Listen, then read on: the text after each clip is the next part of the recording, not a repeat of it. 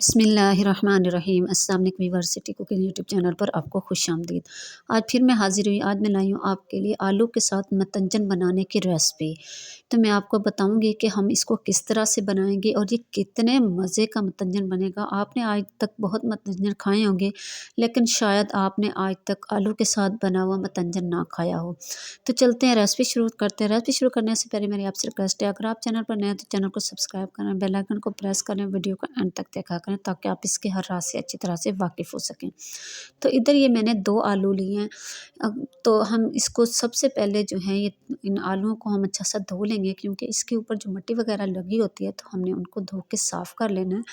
तो अब हमने इसके ऊपर वाला जो छिलका है इसको हमने अच्छी तरह से रिमूव कर लेना है।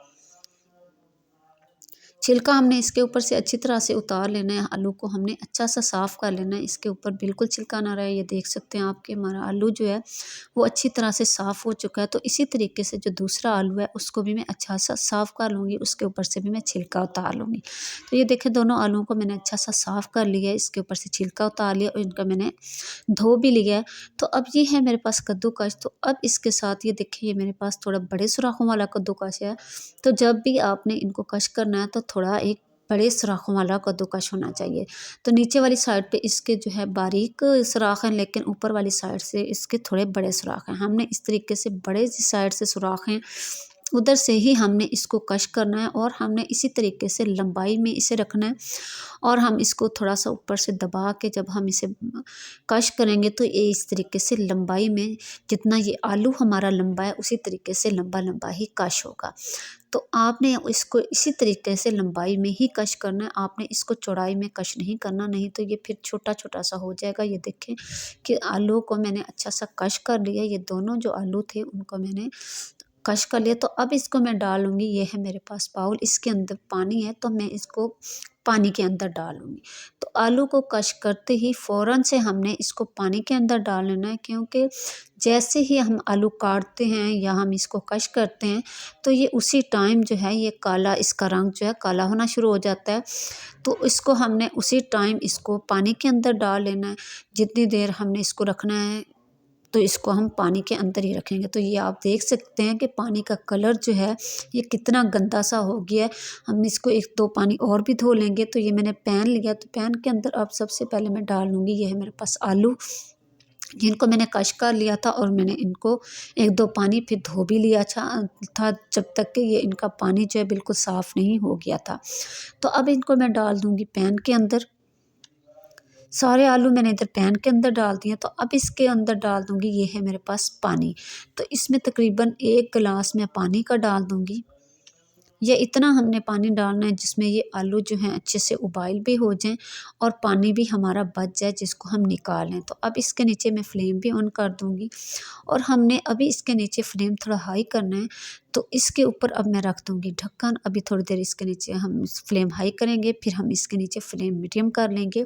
हमने इसको ज़्यादा देर नहीं पकाना, हमने इसको इतनी देर पकाना है जितनी देर हम चावल को उबाइल करते हैं और हमारे चावल जो हैं वो आधे जो हैं पक जाते हैं और एक कन्नी कच्चे होते हैं। इतना सा हमने आलू को भी उबाइल करना है कि ये बिल्कुल अच्छा सा जो है वो गल ना जाए, ये थोड़ा सा कच्चा होना चाहिए। इसी तरीके से हमने इसको 1-2 उबाइल दे लेने हैं। तो अब जो है हम इसके अंदर चम्मच हिला लेंगे तो और इसको मैं निकालूंगी, ये है मेरे पास छलनी। तो इस तरीके से सारे आलू जो है मैं इस तरीके से छलनी में डाल लूँगी, ताकि जो इसमें वाफिर पानी है वो अच्छा सा निकल जाए इसमें से। और ये आलू जो हैं ये बिल्कुल जो है ये पानी से अलग हो जाएं।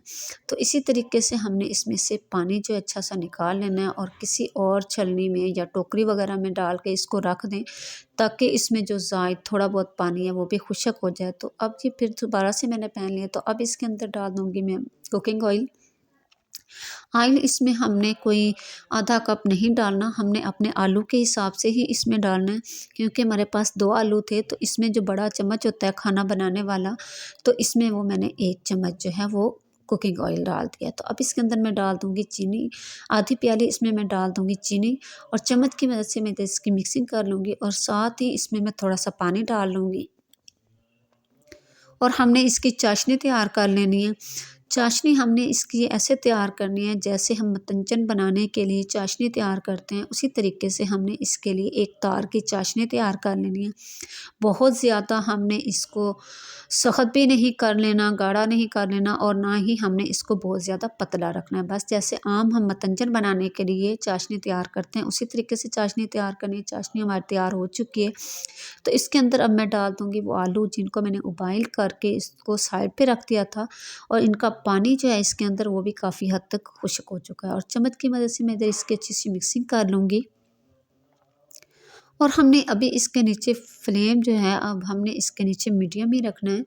तो इस तरीके से मीडियम फ्लेम पे अब हम इसको इतनी देर तक पकाएंगे जब तक कि इसके अंदर जो वाफिर पानी है वो अच्छा सा खुश्क ना हो जाए।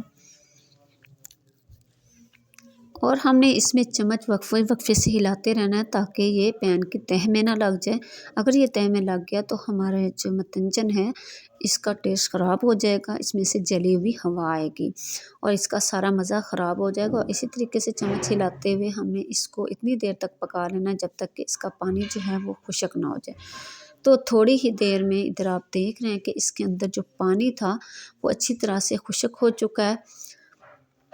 तो अब इसके अंदर मैं डालूँगी, ये है मेरे पास नारियल, इसको मैंने छोटा छोटा सा काट लिया था तो वो मैंने इसके अंदर डाल दिए। और इधर फिर चम्मच की मदद से मैं इसकी मिक्सिंग भी कर लूँगी। और आपके पास जो भी ड्राई फ्रूट्स हों वो आप इसके अंदर डाल सकते हैं। साथ ही मैं इसके अंदर डाल दूँगी, ये है मेरे पास मेवे किशमिश, वो मैं थोड़ी सी इसमें डाल लूँगी।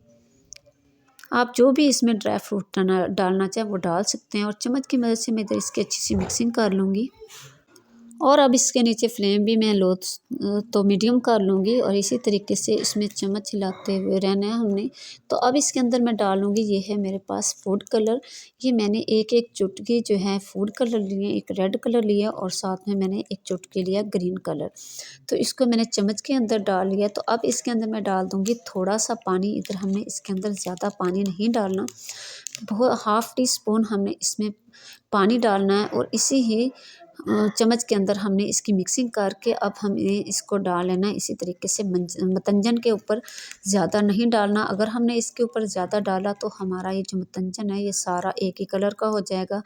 एक ही लाइन हमने थोड़ी सी जो है एक कलर की लगा लेनी है, रेड कलर की, और एक लाइन हमने इसके ऊपर लगा लेनी है ग्रीन कलर की। तो अब जो है इसके नीचे बिल्कुल हम फ्लेम स्लो कर देंगे, जैसे कि हम दम के लिए फ्लेम करते हैं, बिल्कुल हम दम वाला फ्लेम कर देंगे। और इसके ऊपर हम इस तरीके से ढक्कन रख के इसको तकरीबन 10 मिनट के लिए दम पे रख देंगे। तो ये देखिए माशाल्लाह इधर 10 मिनट हो चुके हैं। इसके ऊपर से मैंने इसका ढक्कन उतार दिया है और इधर चम्मच की मदद से मैं इसकी मिक्सिंग कर लूँगी। तो ये देखिए माशाल्लाह माशाल्लाह हमारा मतंजन जो है माशाल्लाह ये तैयार हो चुका है। और अब इसके ऊपर कुछ मैंने बादाम वगैरह भी डाल दिए हैं। तो अब इसके नीचे फ्लेम मैं बंद कर दूँगी। अब चलते हैं इसके फाइनल लुक की तरफ। बिस्मिल्लाहिर्रहमानिर्रहीम। इधर मैं आपको निकाल के दिखाती हूँ। तो ये देखें माशाल्लाह माशाल्लाह, ये आप देख सकते हैं कि ये कितना अच्छा, ये जो देखें हमारा मतंजन तैयार हुआ है और इसकी इतनी अच्छी लुक आई है। और इसका टेस्ट और इसकी खुशबू तो माशाल्लाह माशाल्लाह सुभान अल्लाह, ये तभी आपको अंदाज़ा होगा जब आप इस तरह से बनाएंगे। ज़रूर बनाइए, बच्चों को बना कर दें, घर वालों को खिलाएं, मेहमानों को पेश करें। कोई ये जज नहीं कर सकेगा कि आपने ये आलू से बनाया। अगर आपके पास 2 आलू हैं तो ये ज़रूर रेसिपी बनाएं। और उम्मीद करूँगी आज की रेसिपी आपको बहुत पसंद आई होगी। अगर रेसिपी पसंद आए लाइक करें, शेयर करें, सब्सक्राइब करना ना भूला करें। इजाज़त चाहूँगी सिटी कुकिंग यूट्यूब चैनल की तरफ से। अगली वीडियो तक के लिए अल्लाह हाफ़िज़। अस्सलामु अलैकुम।